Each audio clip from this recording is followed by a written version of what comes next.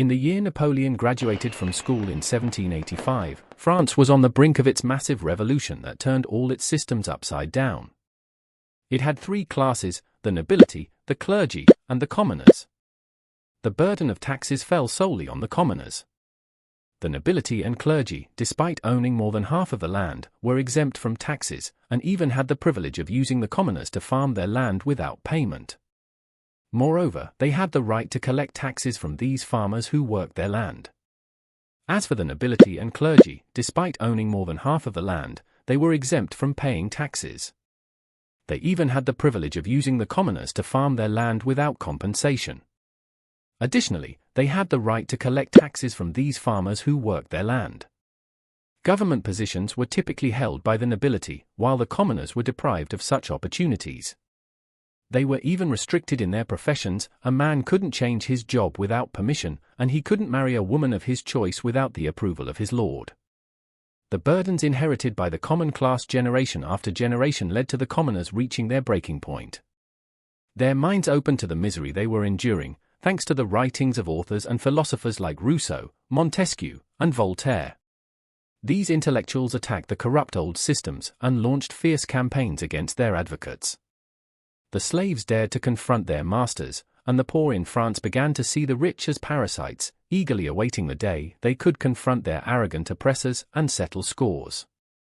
Everyone anticipated this day as the government's treasuries went bankrupt, and its officials proved incapable of introducing any reforms.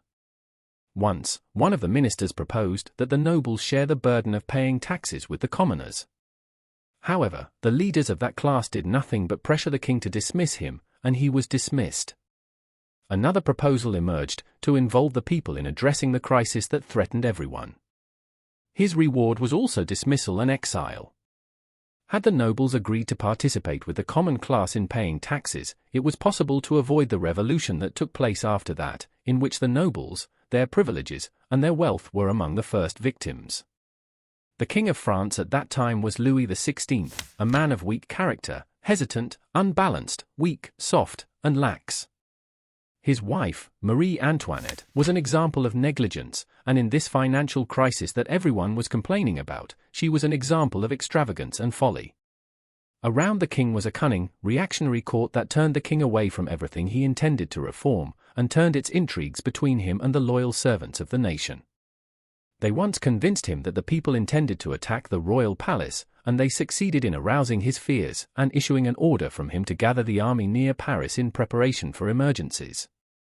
Rumors spread among the commoners that the government had also placed its cannons atop the towers of the Bastille prison to bombard the city with its people. The people were enraged by this, and crowds gathered in front of the prison in a dangerous gathering. Then they soon attacked its guards, opened the prison doors by force, killed its guards, and released the prisoners. Panic seized the king then, and he returned to appease the people by all means. However, the victory that the people achieved on Bastille Day, July 14, 1789, filled them with confidence and self-esteem, and they became after that to revolt for trivial reasons and attack anyone they suspected of being a supporter of the government or standing in the way of their demands.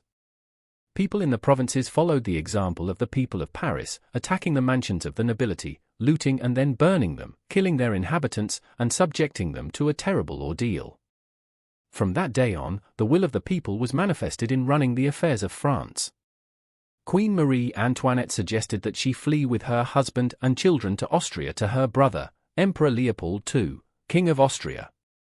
Her idea at that time was to seek help from her brother to cooperate with her and her husband in invading revolutionary France and suppressing the revolution there.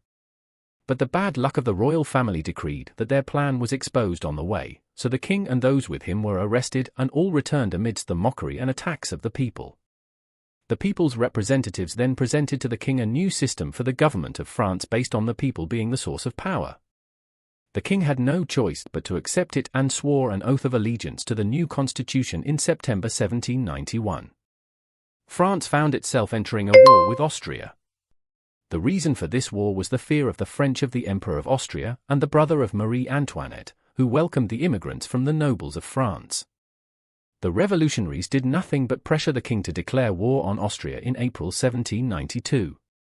They also asked him to pass a law that all those who emigrated from France are traitors to their country and that they should be tracked down and sentenced to death.